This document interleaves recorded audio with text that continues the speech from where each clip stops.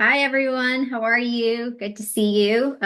Christine here with Sonia, and we're going to switch it up a little bit today. So, when you're listening to us, usually we're here providing a lot of information and data, and just like everybody else, we need brain breaks from time to time. And so, Sonia and I, when we're working and collaborating and just chatting, sometimes we just go off on these bizarre journeys of these really interesting topics. And so that's kind of what we're doing today. I came to Sonia with a very interesting question, and I can't wait to hear what she says about this. So I asked her, is cereal a soup? Sonia, have at it. I have never heard this question and I find it interesting. So I feel like the first thing that's interesting to me is when you ask a question like that, you're drawing a parallel that I have never considered. Like to me, 99% of soups that I think of are warm and they're vegetable based. And so I would say no. And then it makes me think about oatmeal or porridge that's warm, but not called a soup.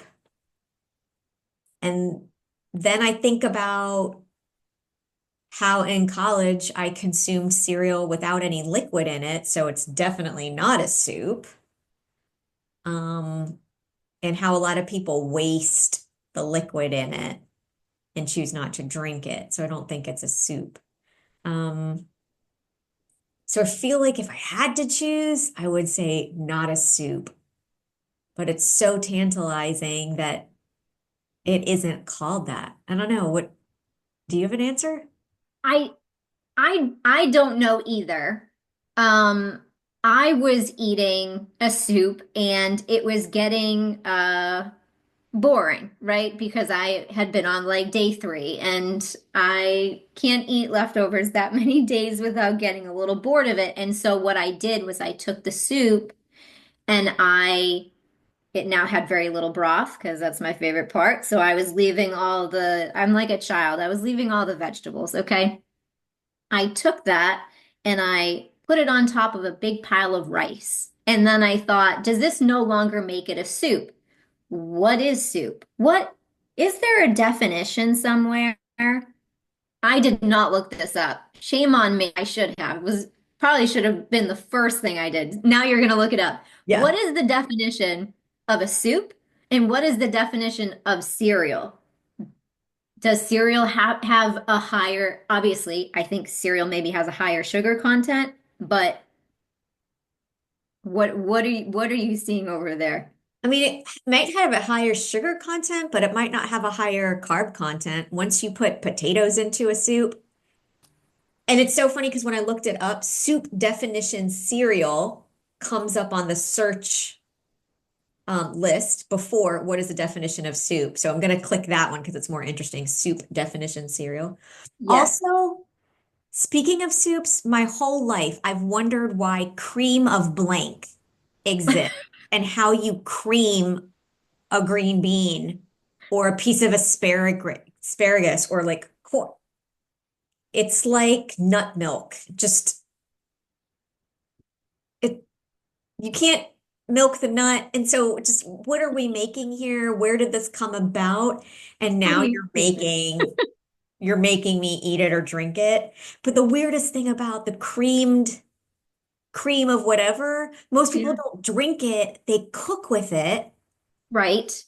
So it comes in like this gelatinous, make it into a soup form, but then it's used to make a semi-solid food at the end of it. Anyway, Okay. is cereal a soup was actually a question. Um, While that you're reading that, I have to tell you this funny story. yes. We were visiting my brother at a hotel here in Florida. He was staying here. My parents, because I have kids, always bring snacks, food, whatever. So they have their snack bag. I'm going through it because my mom says there's a bag of chips in there. I'm ready to dig in. I'm digging through the bag. I come across a can of cream of mushroom. And I thought, what? Are we opening a cream of mushroom at the pool at a hotel right now in Florida heat? I couldn't figure it out. A few days later, we had the green beans, like a casserole, and I said, is this where the hot, because now it was a hot can because it had been sitting at the pool all day, a hot can, probably spoiled, of cream of mushroom. That's So it. it may have been soup by the time we left the pool, is my point. It was no longer gelatinous. It could have very well just been soup with mushrooms. See, kids, you use chemistry every day, whether or not you realize it. Okay, so on to your point here. A lot of people think that the heat with the liquid that can go into a spoon makes a soup. And apparently, the Merriam-Webster dictionary says soup is a liquid food, especially with a meat, fish, or vegetable stock as a base, often containing pieces of solid food. So I think probably American cereal, even porridge and all of that, is separate from soup. But like in Asian countries, they have savory things at breakfast that are like this. So I think they have soup for breakfast and they wouldn't call that cereal. Um, Cereal does not meet the dictionary's definition of soup when when it's eaten with milk, even though it does contain solid food, it doesn't contain meat. Okay, that's interesting. So I don't know where they would stand on cream of whatever because that heated milk, right? What is why do they put it in cream? Who decided that? To Because cream there's vegetables. not a cream of everything. There's just very few specific. There's cream of mushroom. Isn't there a cream of corn? Yes. Is there anything else? Cream of asparagus. I've Cream seen of that. cream of the crop. Why Yeah. who decided there wasn't going to be a cream of carrots? Cream of onion. Oh, that might taste good. Right? I mean, that's kind of like a French, it's like a French onion soup has Oh, the with the soup big plus the cheese cheese. thing and the oh, And some people do liquid cheese as a dip and eat enough of it at any sitting that it's basically like eating a soup. I remember, oh yeah, you want to say something? well, no, I was just thinking, does that make buffalo dip then because it has food in it and there's chicken in the broth? Could that be a soup? There's chicken in the broth. Oh, I thought you meant like chicken chunks from people double dipping. Anyway, a lot of That's a separate issue. Whether bacteria in double chicken dipping is chips. appropriate. I also remember this aside about soups when I was in college. I can't remember if it was biology or anatomy or a mix of the classes. That was talking about how amazing the human body is and how we need to pay attention to what we're eating and make sure not to veer off the beaten path too much. And it was during a time where like juicing was a really big craze. I think this was like just before green juices came out, but juicing as a health principle. And we had a lot of health conscious people that wanted to know, like, isn't juicing better if your body needs the nutrients? Doesn't it get to your body fast? Like, doesn't it get into your gut faster? And I remember my professor at the time saying, the human body is amazing. There's a reason that we have teeth and a mouth, and a tongue, and that it like takes time to enter.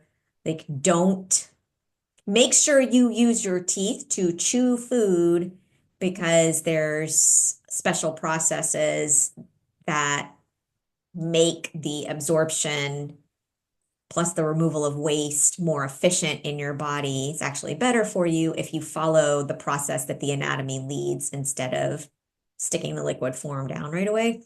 Um, and I really did love soup at the time too. Like I ate it like it was going out of style, mainly because I'm pretty sure our cafeteria upcycled food.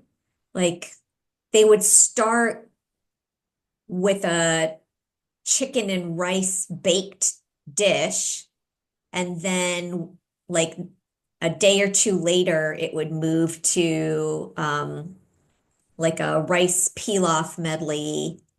And then, like a couple of days later, we'd have chicken and rice soup in these giant vats, and I noticed the progression. But I just couldn't stay away from the soups because I went to school where it was really cold and some good stuff. Which is fascinating about the human body because, as we all know, there are times when you eat that soup when it is too hot. Someone says, it's hot, wait. And you're like, I'm not waiting. See this mouth of steel? I've got this. And you eat it. It burns the roof of your mouth. First, it burns your tongue, Taste and it buds, burns yeah. the roof of your mouth. You try to chew it, but it's too hot. And then you feel that fire go all the way down your throat, like through your chest. So all those processes that you talked about of like taking something in, when you burn, you can feel it. You can feel that whole the whole series of events. And then you take another bite and you don't wait on that one either. Not that I don't know that I get that excited about soup, but handheld soups in college in cold climates were great. I don't know if those still exist. I think it was Campbell's that made it in like Cup of soup. the cup of soup, the cup o soup. Yeah. Yeah. Somebody still makes it somewhere, and I'm sure kids are still eating ramen wherever they are. And True. yeah, Listen, we would love to hear our viewers weigh in on this because everybody's got fascinating information, and I would like this to turn into a great debate. And so we are going to be back with more brain breaks because they're just so fun and they break up a lot of that heavy information on some of our other topics. And so thank you for listening. Continue the debate in our comments. And if there's some juicy ones, we might come back to this and address it.